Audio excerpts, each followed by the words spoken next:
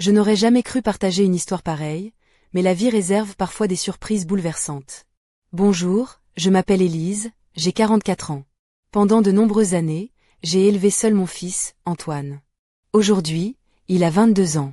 Nous avons toujours été très proches, juste lui et moi, traversant ensemble les hauts et les bas de la vie. Mais une nuit, quelque chose d'inattendu est arrivé. Cette nuit-là, Antoine semblait épuisé. Il m'a dit qu'il ne se sentait pas bien, fatigué par son travail et ses études.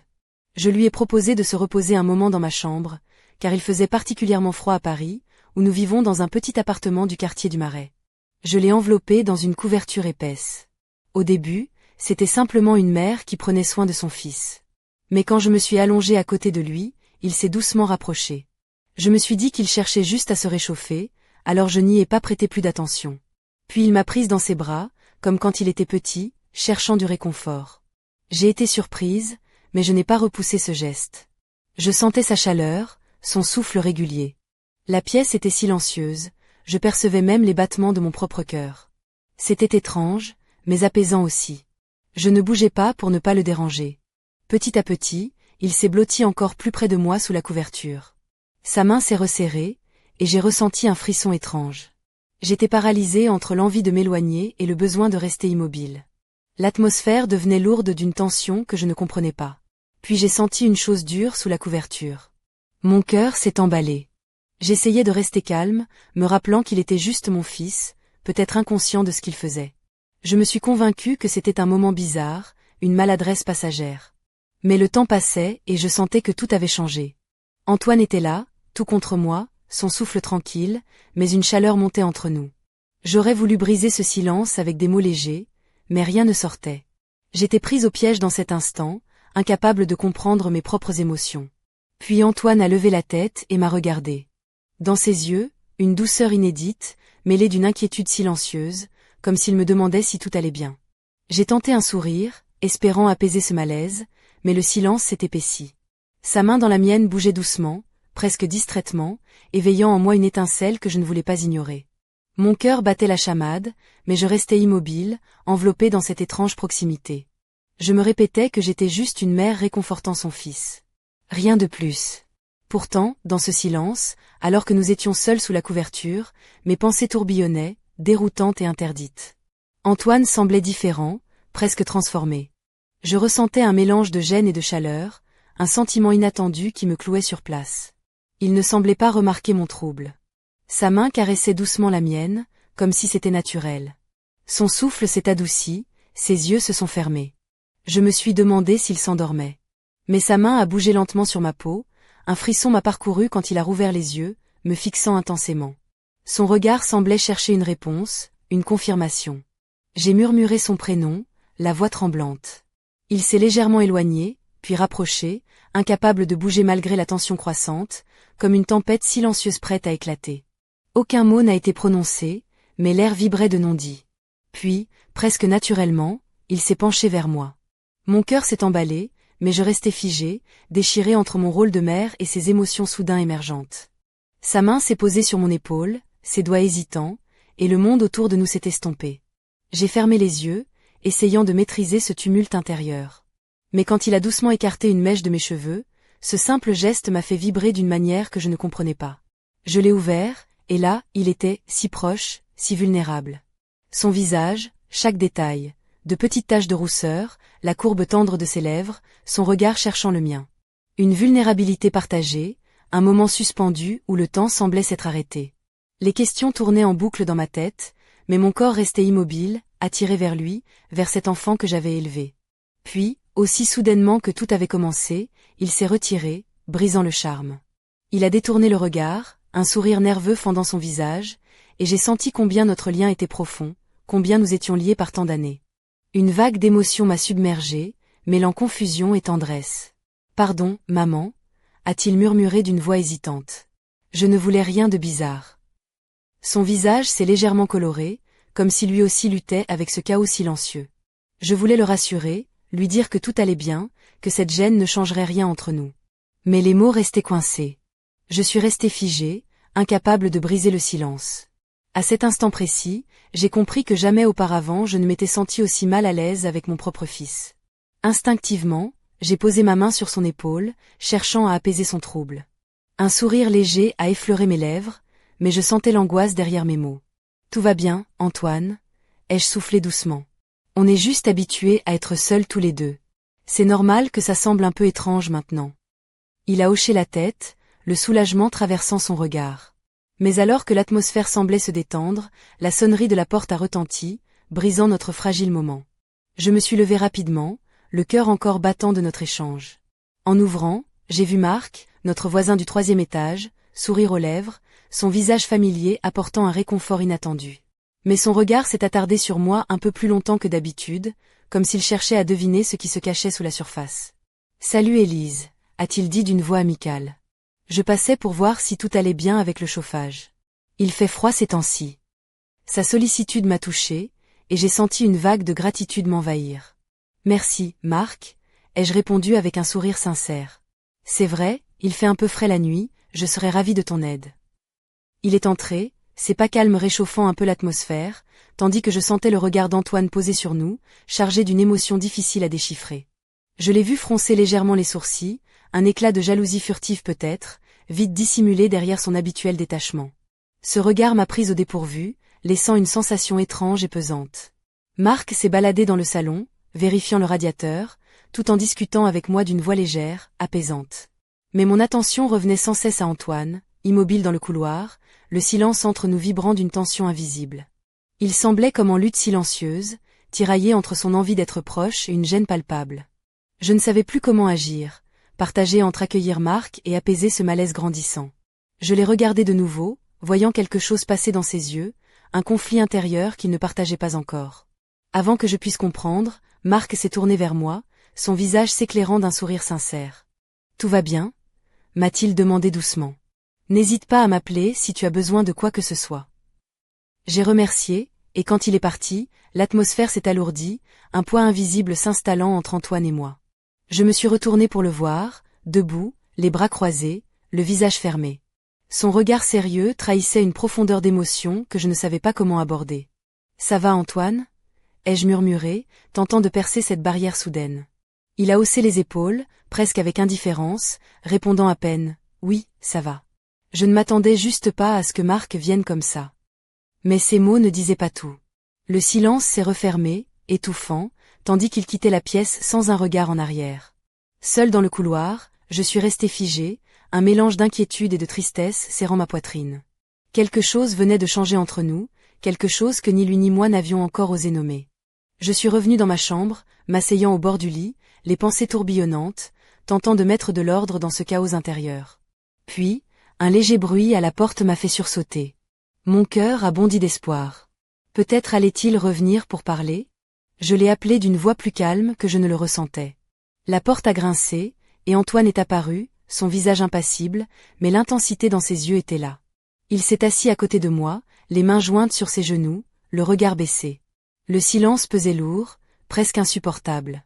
Puis, d'une voix à peine audible, il a brisé le mutisme. « Maman. Je ne sais pas ce qui se passe. Pardon si j'ai mal agi. » Ces mots étaient hésitants, chargés d'une vulnérabilité rare. Je lui ai pris la main, un geste tendre pour lui offrir un peu de réconfort. « Tout va bien, mon chéri », ai-je répondu doucement. « On est peut-être un peu perdu, c'est normal. » Il a hoché la tête, son regard toujours fuyant, chargé de mélancolie. Puis, après un long moment, j'ai relevé les yeux vers lui, cherchant dans son regard un signe, une réponse. Ce que j'y ai vu dépassait la simple confusion. C'était un mélange d'incertitude, de frustration, et d'un sentiment indicible que nous devions encore comprendre. Mais avant que je puisse répondre, un nouveau coup frappé à la porte a interrompu notre échange. Nous avons sursauté, tous deux surpris par cette intrusion. Le son était ferme, déterminé, comme si quelqu'un sentait qu'un secret devait être dévoilé. Une vague d'appréhension m'a envahi, et je me suis levée pour ouvrir. Encore une fois, c'était Marc, son visage sombre d'inquiétude. « Désolé de déranger », a-t-il dit sincèrement. « Je voulais juste m'assurer que tout allait bien. Vous avez l'air un peu perturbé. » J'ai hésité un instant, puis j'ai jeté un coup d'œil à Antoine, qui m'observait avec un regard intense, rempli de questions non formulées. J'ai pris une profonde inspiration, répondant d'une voix calme mais tremblante, « Merci, Marc, tout va bien.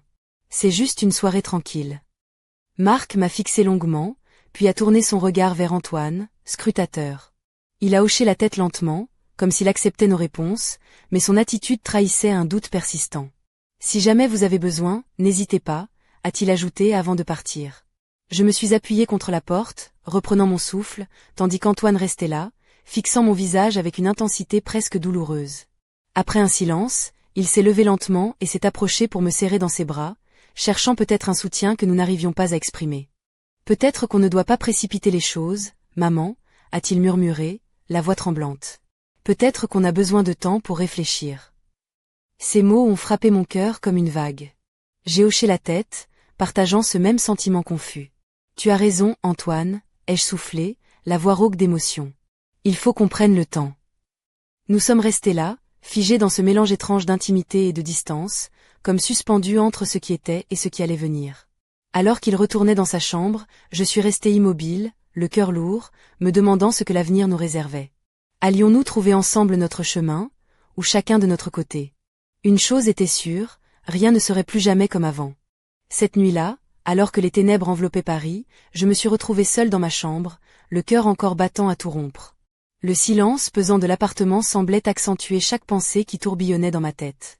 Antoine venait de quitter la pièce, mais son départ n'avait en rien apaisé cette étrange tension qui s'était installée entre nous.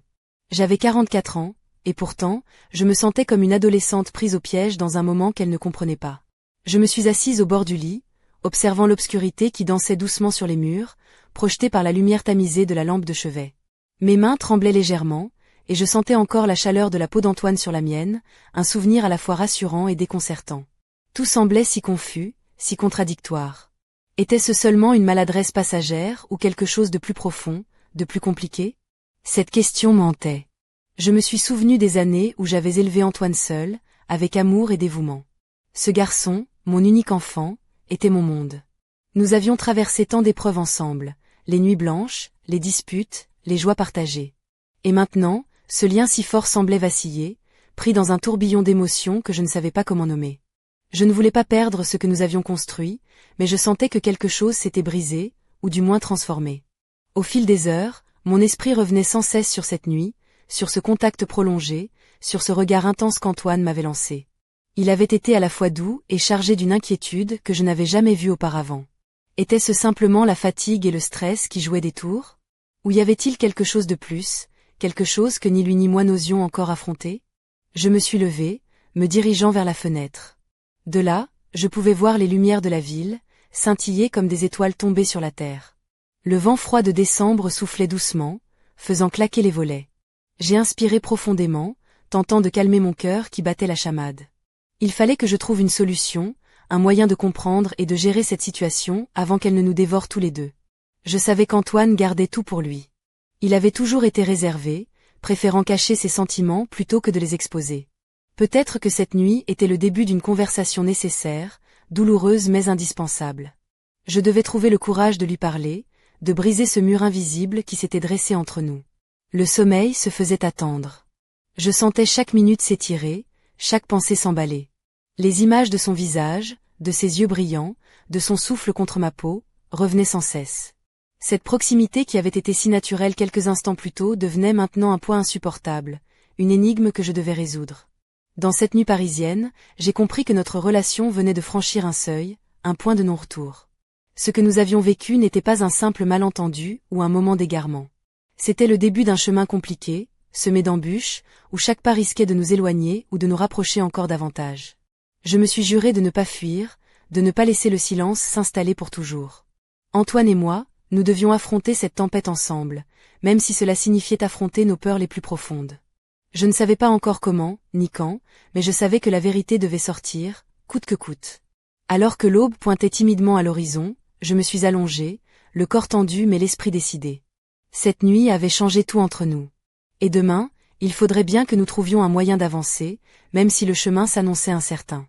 Le lendemain matin, l'atmosphère dans notre appartement du Marais était étrangement lourde, presque tangible. Le soleil filtrait à peine à travers les rideaux épais, comme si la lumière elle-même hésitait à pénétrer ce silence pesant qui s'était installé entre Antoine et moi. Je me suis levée doucement, laissant derrière moi le poids de la nuit, mais sachant que rien ne serait plus comme avant. Je me suis préparée en silence, choisissant une robe simple, couleur bordeaux, qui mettait en valeur la douceur de ma peau et la finesse de mes épaules. Mes escarpins noirs à talons moyens claquaient doucement sur le parquet ancien, tandis que je resserrais discrètement une fine chaîne en argent autour de mon cou, un bijou que j'aimais pour sa simplicité et son élégance. Je voulais paraître forte, prête à affronter cette journée, même si l'incertitude me rongeait. Antoine était déjà dans la cuisine, préparant un café. Il avait enfilé son jean usé et un pull en laine gris, ses cheveux en bataille trahissant une nuit difficile. Il ne m'avait pas encore regardé, comme s'il cherchait son courage pour affronter ce qui nous attendait. Je lui ai offert un sourire timide, mais il est resté silencieux, posant simplement la tasse sur la table. Les minutes s'égrenaient, lourdes de non-dits. J'avais envie de briser ce mur, de lui parler, de comprendre ce qu'il ressentait, mais les mots semblaient s'échapper, trop fragiles pour traverser l'atmosphère chargée. Alors j'ai décidé de commencer doucement, de ne pas brusquer les choses. « Antoine » ai-je murmuré, la voix tremblante, « je sais que cette nuit a été difficile pour nous deux. Mais je veux que tu saches que tu peux tout me dire. Je suis là, toujours. » Il a levé les yeux vers moi, ses prunelles noisettes brillantes d'une émotion que je peinais à décrypter. Un mélange de honte, de peur et d'un désir de comprendre ce qui se passait. Il a hésité, puis a parlé, sa voix basse et hésitante, « Maman, je ne comprends pas ce que je ressens. C'est comme si tout était confus, mélangé. Je ne voulais pas que ça arrive, ni que ça change quoi que ce soit entre nous. » J'ai senti mon cœur se serrer devant sa vulnérabilité. Je me suis approchée et, sans un mot, j'ai pris sa main dans la mienne. La chaleur de sa peau contrastait avec la froideur ambiante, un lien silencieux mais puissant qui nous unissait malgré tout. Je ressens la même chose, ai-je avoué à voix basse, cette confusion, ce mélange d'émotions que je n'arrive pas à comprendre. Mais on doit affronter ça ensemble, pas à pas. Il a hoché la tête, et pour la première fois depuis longtemps, un léger sourire est apparu sur ses lèvres, fragile mais sincère. Ce petit geste a allégé un peu la tension, comme un rayon de soleil perçant à travers un nuage épais. Nous avons décidé de ne pas précipiter les choses, de prendre le temps de parler, d'écouter sans juger. Mais le poids de ce secret, de cette tension non résolue, planait toujours entre nous, un voile invisible qui compliquait chaque échange. Plus tard dans la matinée, j'ai reçu un message de Marc. Il proposait de passer pour vérifier à nouveau le chauffage, insistant sur le fait qu'il voulait s'assurer que tout allait bien. J'ai hésité un moment avant de lui répondre, consciente que sa visite risquait de raviver les émotions compliquées qui bouillonnaient encore dans notre foyer. Quand il est arrivé, Marc portait un manteau en laine sombre et une écharpe en cachemire, son allure toujours impeccable. Ses yeux bleus, empreints de bienveillance, se sont posés sur moi avec cette douceur qui m'avait toujours rassurée. Mais ce jour-là, j'ai senti une tension différente, un regard curieux, presque soupçonneux, qui cherchait à déceler ce que nous cachions. Antoine est resté en retrait, observant la scène avec une intensité qui trahissait sa nervosité. Je sentais que, malgré sa réserve, il était attentif à chaque mot, à chaque geste, comme s'il redoutait que ce moment révèle des vérités qu'il n'était pas prêt à affronter. Marc a rapidement vérifié le radiateur, échangeant quelques mots légers avec moi, mais son regard revenait sans cesse vers Antoine, comme s'il cherchait à percer ce mystère silencieux. Je sentais que cette visite, bien que banale en apparence, faisait monter la pression, exacerbant les tensions déjà présentes. Après son départ, l'appartement a semblé se refermer sur nous, plus étroit, plus oppressant. Antoine et moi étions liés par un secret que nous ne pouvions plus ignorer, une frontière fragile entre l'intimité et l'inconnu, entre l'amour maternel et ce qui commençait à se révéler comme un dilemme impossible. Je savais que les jours à venir seraient déterminants. Chaque regard, chaque mot, chaque silence porterait le poids de ce qui s'était passé. Et malgré la peur et la confusion, une part de moi espérait encore que nous trouverions une manière, aussi difficile soit-elle, de traverser cette épreuve ensemble. Les jours suivants, Paris semblait avoir changé de rythme, comme si la ville elle-même ressentait la tension qui s'était installée entre Antoine et moi. Le froid hivernal s'intensifiait, et les rues du Marais, généralement animées, paraissaient plus silencieuses, presque complices de ce que je vivais. Chaque matin, je me levais avec cette boule au ventre, consciente que le moindre regard échangé pouvait raviver ce malaise enfoui. Ce matin-là, j'avais choisi une robe en soie couleur ivoire, légère mais élégante, qui trahissait une certaine sensualité discrète. Mes escarpins vernis noirs claquaient doucement sur le parquet, tandis que je passais une main nerveuse dans mes cheveux châtains, arrangés en un chignon lâche. Un bracelet fin en or orné de petites perles blanches glissait délicatement sur mon poignet, ajoutant une touche de douceur à mon allure. Antoine, lui, était plongé dans ses études, assis à la table du salon, un pull bleu marine serré autour de lui. Ses traits étaient tirés, son regard parfois perdu dans le vide, mais il répondait à mes questions d'un ton calme, presque distant. Pourtant, je sentais qu'il m'observait, cherchant à comprendre mes réactions, mes silences. Je me suis assise en face de lui, le cœur lourd mais déterminé. Antoine, ai-je commencé doucement, je crois qu'on ne peut plus ignorer ce qui s'est passé. Il faut qu'on parle, vraiment. Il a levé les yeux, un éclat d'appréhension mêlé à une lueur de soulagement. Oui, maman, je sais. C'est juste, difficile. Je l'ai regardé, essayant de lire au-delà de ses mots, de percevoir les émotions qu'il tentait de cacher. Je ne veux pas que cette situation nous détruise. Tu es mon fils, et quoi qu'il arrive, je veux qu'on reste proches. Il a hoché la tête, serrant un peu plus fort son carnet d'études. Moi aussi, je ne veux pas que ça change. Mais parfois, j'ai l'impression que ce qu'on ressent est trop complexe, trop interdit. Le mot résonnait dans la pièce, lourd de sens et de tabou. Je savais qu'il avait raison, et cette prise de conscience me glaçait. Pourtant, je ne pouvais fuir cette réalité. Nous étions pris dans un tourbillon d'émotions contradictoires, parfois indéchiffrables. Un silence s'est installé, épais et pesant. Puis, Antoine a levé la main, hésitante, et a effleuré la mienne. Ce simple geste a réveillé en moi une chaleur confuse, difficile à nommer. Je savais que ce contact n'était pas anodin, qu'il révélait cette proximité troublante qui nous liait, au-delà des mots. Pourtant, au fond de moi, une voix s'élevait, criant que certaines barrières ne devaient pas être franchies, que l'amour maternel avait des limites. Mais cette voix se noyait dans le tumulte de mes sentiments, dans ce mélange d'affection, de compassion et d'une attirance inexplicable. Ce jour-là, alors que la lumière du soleil traversait les vitres anciennes de notre appartement, illuminant doucement la pièce, j'ai compris que notre relation venait de basculer dans une zone d'ombre où le passé et l'avenir se mêlaient dans une danse incertaine. Nous étions là, Antoine et moi, deux âmes liées par un amour indéfectible, mais aussi par des émotions que nous n'avions jamais imaginées. Le défi serait de trouver un chemin, une manière de naviguer dans cet océan d'incertitude sans nous perdre. Je savais que le plus dur restait à venir. Mais pour la première fois depuis des jours, j'ai senti une lueur d'espoir, fragile mais réelle, scintiller au creux de cette nuit intérieure. Nous allions devoir affronter ensemble ce mystère, cette énigme de nos cœurs, pour tenter de préserver ce qui nous unissait. Et tandis que Paris continuait sa course effrénée, nous, dans notre petit appartement, étions suspendus à ce fil ténu, oscillant entre peur et confiance, entre passé et avenir, prêts à écrire une nouvelle page de notre histoire, aussi incertaine soit-elle. Ce soir-là, la lumière tamisée des lampes dans notre appartement du Marais créait une ambiance douce, presque feutrée. J'avais enfilé une robe en velours bleu nuit, près du corps, qui soulignait mes courbes avec élégance. Mes escarpins à talons fins laissaient apparaître la peau claire de mes chevilles, et un parfum subtil de jasmin flottait autour de moi. Une fine chaîne dorée ornée d'un petit pendentif en forme de lune reposait délicatement sur mon cou, ajoutant une touche de mystère à ma silhouette. Antoine était assis près de moi sur le canapé, vêtu d'un pull en cachemire gris clair et d'un jean sombre. Son regard était fixé sur le sol, les mains entrelacées, trahissant une nervosité palpable. Le silence s'étirait entre nous, lourd de non-dits et de tensions contenues. J'ai pris une profonde inspiration, sentant mon cœur battre la chamade. « Antoine, ai-je commencé ?» La voix douce mais ferme, cette situation nous dépasse peut-être, mais je veux qu'on soit honnête. Je veux comprendre ce que tu ressens, sans jugement. Il a levé les yeux vers moi, ses prunelles brillantes d'une lueur mêlée de peur et de sincérité.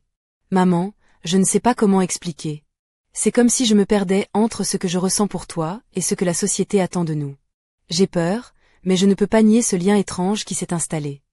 Ces mots résonnaient en moi, éveillant un mélange de compassion et d'angoisse. Je sentais que cette conversation était cruciale, un tournant dans notre relation. Le poids des conventions, des interdits, pesait lourd sur nous, mais le désir de vérité et de compréhension semblait plus fort. Je me suis approchée de lui, posant doucement une main sur son genou. Le contact était à la fois rassurant et électrisant. Je ressens aussi cette confusion, Antoine. Mais je crois que notre lien est plus fort que ses peurs. Nous devons apprendre à vivre avec, à ne pas laisser ça nous détruire. Il a hoché la tête, un léger sourire traversant son visage fatigué. Peut-être que le plus difficile, c'est d'admettre ce que nous ressentons sans se perdre soi-même.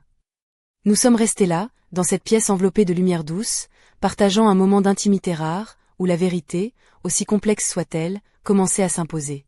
Le temps semblait suspendu, comme si le monde extérieur avait disparu, ne laissant que nous deux, face à face avec nos émotions. Mais alors que je pensais que cette nuit serait une étape vers la compréhension, un bruit soudain à la porte d'entrée a brisé le silence. Mon cœur s'est emballé, et j'ai échangé un regard inquiet avec Antoine. Qui pouvait venir à cette heure, dans ce moment si fragile?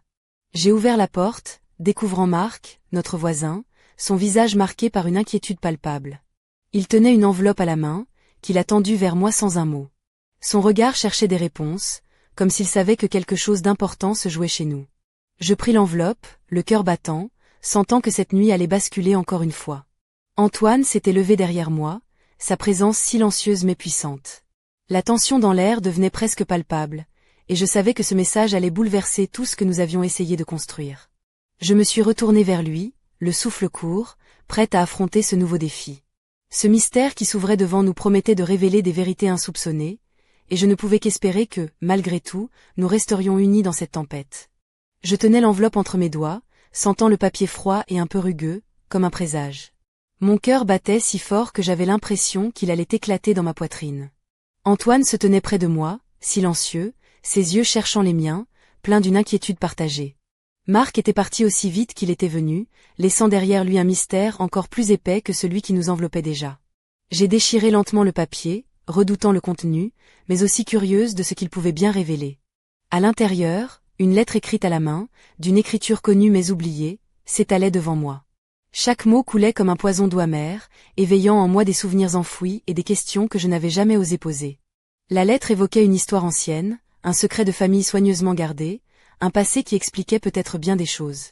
Des noms, des lieux, des dates. Tout cela semblait dessiner une toile complexe autour de ma vie et de celle d'Antoine. Un passé que je croyais révolu, mais qui revenait frapper à notre porte au moment où nous étions le plus vulnérables. Je sentais la tension monter, un mélange d'effroi et de fascination. Et pourtant, malgré la peur, une part de moi voulait comprendre, percer ce voile d'ombre qui nous séparait encore plus. Antoine regardait la lettre avec une attention intense, ses mains tremblantes effleurant les mots comme pour s'en imprégner. « Maman !» Sa voix était à peine un souffle, chargée d'émotion. « Tu savais ?» Je secouai la tête, incapable de répondre immédiatement. Tout mon être était en ébullition, envahi par une tempête intérieure. Il fallait que je trouve la force d'expliquer, de partager ce fardeau que j'avais porté seul si longtemps. Nous nous sommes assis côte à côte sur le canapé, la lettre entre nous, comme un pont fragile vers une vérité enfouie. J'ai commencé à raconter, à dévoiler des pans de mon passé que je n'avais jamais osé confier, des secrets qui expliquaient peut-être cette étrange connexion entre Antoine et moi, cette frontière floue entre amour et confusion. Les mots étaient lourds, parfois douloureux, mais nécessaires. Antoine écoutait, silencieux, absorbant chaque révélation. Je voyais dans ses yeux une lueur nouvelle, une compréhension qui s'éveillait malgré la complexité de ce que je lui disais. Cette nuit-là, nous avons brisé des murs, ouvert des portes que nous avions longtemps ignorées. Le poids du secret commençait à se dissoudre, laissant place à une connexion plus profonde, plus honnête, même si le chemin restait semé d'embûches. Pourtant, au milieu de cette confession, une question restait suspendue dans l'air, lourde et inquiétante. Comment allions-nous gérer cette vérité ? Comment allions-nous continuer à vivre avec ce passé qui venait bouleverser notre présent, ébranler notre relation et nos certitudes ? Je sentais que la réponse ne se trouvait pas dans la lettre elle-même, mais dans ce que nous allions choisir de faire ensemble, dans la force que nous trouverions pour affronter ce qui venait. Et au fond de moi, malgré tout, une étincelle d'espoir brillait encore, fragile mais persistante, comme un phare dans la nuit. Je n'aurais jamais imaginé que cette lettre, déposée entre mes mains par Marc, allait bouleverser à ce point notre existence. La révélation contenue en ces pages ouvrait un abîme de secrets enfouis, déchirant le voile de notre quotidien pourtant si familier. Mais le véritable choc, celui qui a fait trembler les fondations mêmes de notre relation, est survenu à peine quelques jours plus tard. Un après-midi pluvieux, alors que les gouttes s'écrasaient contre les fenêtres de notre appartement, Antoine m'a demandé de le rejoindre dans sa chambre. Il avait ce regard sérieux, presque dur, que je ne lui connaissais pas. Son visage était fermé, mais je pouvais sentir une détermination nouvelle émaner de lui. Je suis entrée, vêtue d'un simple chemisier blanc et d'un pantalon noir, mes cheveux lâchés tombant en cascade sur mes épaules. Antoine avait retiré son pull, ne gardant qu'un t-shirt sombre qui moulait son torse athlétique. Il était debout, près de la fenêtre, les bras croisés, fixant la pluie d'un air pensif. « Maman » a-t-il commencé, sa voix ferme mais tremblante, « après avoir lu cette lettre, je ne peux plus nier ce que je ressens. Ce n'est pas seulement de la confusion ou de la peur. C'est plus profond. » Je me suis approchée, le cœur battant à tout rompre. « Antoine » ai-je murmuré, « quoi qu'il arrive, je suis là. On affrontera ça ensemble. » Il s'est retourné brusquement, ses yeux cherchant les miens avec une intensité brûlante. Puis, sans prévenir, il s'est avancé et m'a prise dans ses bras. Ce contact, si chargé d'émotions et de contradictions, a réveillé en moi un torrent de sentiments que j'avais tenté de réprimer. Mais alors qu'il semblait vouloir s'abandonner à cette proximité, il s'est brusquement éloigné, les traits tirés, la voix rauque, je ne sais pas comment gérer ça, maman. Je suis perdue. Ce fut le début d'une période tumultueuse, où nos échanges alternaient entre douceur et tension, entre désir de rapprochement et peur de franchir des limites invisibles mais palpables. Chaque regard, chaque geste portait le poids de cette ambivalence qui nous consumait. Un soir, alors que je rentrais tard d'une réunion, j'ai surpris Antoine dans le salon, seul, scrutant une vieille photo de famille. Ses yeux brillaient d'une tristesse profonde. Je me suis approchée doucement, et sans un mot, il m'a tendu la photo. C'était nous, quelques années plus tôt, souriants et insouciants. « Tu te souviens de ce jour ?» a-t-il demandé, la voix brisée. J'ai hoché la tête, les larmes aux yeux. « Oui », ai-je répondu. C'était un moment heureux. Il m'a regardé, et dans son regard j'ai vu toute la complexité de nos sentiments, toute la difficulté de ce que nous vivions. Ce fut un instant suspendu, où le temps semblait s'arrêter, nous laissant seuls avec nos doutes et nos espoirs. Mais derrière cette fragilité, une force inattendue commençait à émerger. Une volonté commune de ne pas laisser ce secret nous détruire, de chercher une voie, même incertaine, vers la réconciliation et la paix intérieure. Pourtant, malgré cette détermination, une ombre planait toujours sur nous. Une question restait sans réponse, un mystère qui menaçait de tout emporter. Jusqu'où serions-nous prêts à aller pour préserver ce lien unique, mais si fragile, qui nous unissait?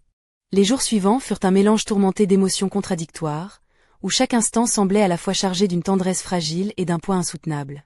Antoine et moi étions pris dans un balai délicat, oscillant entre désir de proximité et besoin de recul, entre la peur de se perdre et l'espoir de se retrouver.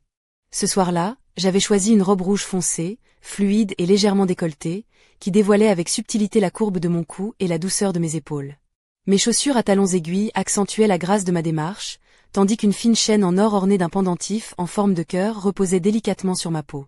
Mes cheveux, lâchés en ondulations légères, encadraient mon visage avec une sensualité discrète. Antoine était là, vêtu d'une chemise noire légèrement ouverte sur le devant, laissant entrevoir la peau pâle de son torse. Ses yeux brillaient d'une intensité nouvelle, mêlant à la fois hésitation et détermination. Il s'approcha lentement, chaque pas semblant chargé de signification. « Maman », murmura-t-il, la voix tremblante, « je ne sais plus où sont les limites. Ce que je ressens est confus, mais je ne peux plus le nier. » Je sentais mon cœur s'accélérer, un mélange de peur et d'attirance m'envahissant. Pourtant, malgré cette tempête intérieure, je voulais lui offrir un refuge, un espace où il pourrait être lui-même sans jugement. « Antoine », dis-je doucement, « on va affronter ça ensemble, sans pression. On doit juste être honnêtes l'un envers l'autre. » Il hocha la tête, puis ses doigts effleurèrent les miens, un contact léger mais chargé d'émotion. Nos regards se croisèrent, et pendant un instant, le monde extérieur disparut, ne laissant place qu'à cette connexion intense et troublante. Mais soudain, un bruit à la porte d'entrée rompit cet instant suspendu. Je sursautai, et Antoine se recula légèrement, l'expression troublée. Qui pouvait venir si tard, à ce moment précis? Je me levai pour ouvrir, découvrant Marc, le visage grave, les mains dans les poches de son manteau en laine. Son regard était chargé d'une inquiétude profonde, comme s'il portait le poids de secrets qu'il ne pouvait plus garder. « Désolé de déranger », dit-il d'une voix calme mais pressante. « Il faut qu'on parle. » Je le regardai, surprise et méfiante. Antoine se tenait derrière moi, silencieux, observant la scène avec une tension palpable. Marc prit une profonde inspiration, puis annonça « J'ai découvert quelque chose qui pourrait tout changer pour vous deux. » Mon cœur se serra. Une nouvelle épreuve, un nouveau mystère s'ouvrait devant nous, menaçant de bouleverser encore davantage notre fragile équilibre. Je lançai un regard à Antoine, et dans ses yeux, je lus la peur, la curiosité et une détermination partagée. Nous étions prêts, ou du moins, nous devions l'être. Car dans cette histoire, il n'y avait plus de retour en arrière possible. Le souffle suspendu, j'écoutais Marc parler, tandis que les mots qu'il prononçait semblaient résonner comme un glas dans notre appartement du Marais. Devant nous se dessinait une vérité plus vaste, plus complexe, une toile d'araignée invisible qui enveloppait non seulement Antoine et moi, mais aussi des pans entiers de notre histoire familiale. Marc tenait dans ses mains une vieille boîte en bois, patinée par le temps, qu'il avait trouvée lors de travaux dans l'immeuble voisin. À l'intérieur, des lettres jaunies, des photographies en noir et blanc, des documents qui racontaient une histoire secrète, une autre génération, des liens insoupçonnés et des silences lourds de conséquences. Chaque pièce dévoilée semblait exacerber la tension entre Antoine et moi. Le poids des non-dits s'épaississait, et pourtant, au milieu de ce chaos, une étrange fascination prenait racine. Nous étions pris dans un tourbillon d'émotions où s'entremêlaient la peur, la curiosité, la culpabilité et un désir secret de comprendre. Le regard d'Antoine croisait le mien, chargé d'une intensité nouvelle, presque électrisante. Dans ce moment suspendu, j'ai ressenti une vague d'émotions si puissante qu'elle menaçait de tout emporter sur leur passage. Les frontières entre le passé et le présent, entre le devoir et le désir, semblaient s'effacer. Le silence qui suivit les révélations de Marc était lourd, presque palpable, comme si le temps lui-même retenait son souffle. Chaque battement de cœur résonnait dans la pièce, amplifiant l'intensité de ce moment crucial. Je sentais la tension monter, une énergie presque électrique, et malgré la peur, malgré la confusion, une partie de moi voulait se laisser emporter, explorer cette proximité interdite, ce lien unique et énigmatique. Mais au fond de moi, une alarme retentissait, rappelant les limites, les tabous, les risques. Pourtant, cette voix s'effaçait devant l'ampleur des sentiments qui nous traversaient, cette tempête intérieure qui nous liait d'une manière irréversible. Le souffle court, j'ai posé ma main sur celle d'Antoine, sentant la chaleur de sa peau contre la mienne. Nos regards se sont accrochés, et dans cette connexion silencieuse, toute la complexité de notre relation s'est révélée, fragile et intense. À cet instant précis, le monde extérieur semblait disparaître, laissant place à un espace où seuls comptaient nos émotions, nos doutes, nos désirs, et cette quête commune de vérité et de rédemption. Mais alors que nous étions suspendus dans cette tension insoutenable, la porte s'est refermée brusquement derrière Marc, nous laissant seuls, face à face, au bord d'un abîme dont nous ne savions pas encore s'il serait destructeur ou salvateur. Le moment était à la fois terrifiant et fascinant, et je sentais que notre histoire venait d'atteindre un point de bascule, un tournant dont l'issue restait encore à écrire. Le silence qui suivit la fermeture de la porte était plus lourd que jamais. Antoine et moi restions là, figés, comme suspendus dans un espace-temps où le passé, le présent et l'avenir se mêlaient dans un tourbillon de questions sans réponse. La boîte de secrets reposait sur la table basse, témoin muet de tout ce que nous venions de découvrir, de tout ce que cela signifiait pour nous. Je portais une robe noire, simple mais élégante, qui semblait absorber toute la lumière de la pièce, accentuant le contraste avec la pâleur de ma peau. Mes cheveux tombaient en boucles lâches autour de mon visage, dissimulant à peine l'angoisse qui s'y lisait. Antoine, en face de moi, avait retiré sa chemise, révélant la tension de ses muscles sous la peau. Son regard ne quittait pas le sol, comme s'il cherchait à fuir cette réalité trop lourde à porter. Je pris une profonde inspiration, sentant mon cœur battre la chamade. Antoine, murmurai-je, nous sommes à la croisée des chemins.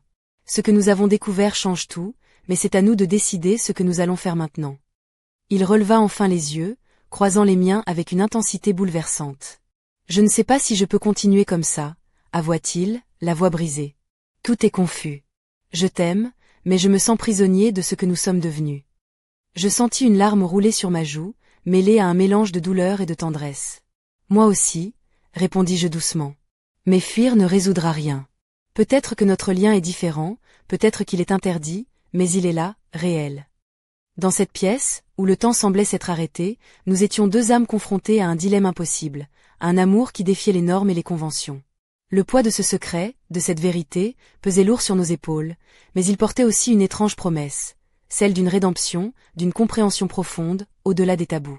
Alors que je m'apprêtais à lui dire que, malgré tout, nous trouverions un moyen d'avancer, la sonnerie du téléphone retentit brusquement, brisant l'intimité fragile de ce moment. Je me levai, le souffle court, et décroché. Une voix inconnue s'éleva à l'autre bout du fil, grave et pressante. « Élise, il est temps que vous sachiez toute la vérité. » Mon sang se glaça. Antoine me regarda, les yeux écarquillés, partageant la peur qui s'était emparée de moi.